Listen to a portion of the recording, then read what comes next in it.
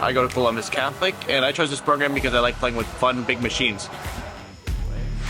Is there something about getting to grab a machine and like drill holes into metal just appealing, at least to me? So if it's something that somebody else likes, then they should definitely do it.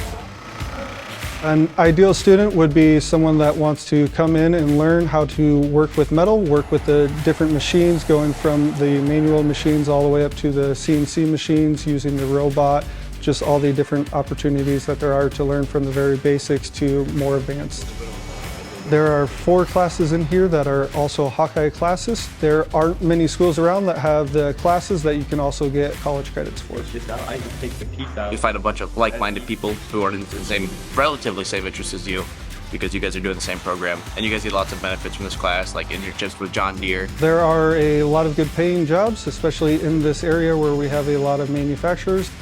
It's benefited me a lot, and it'll benefit me more in the future.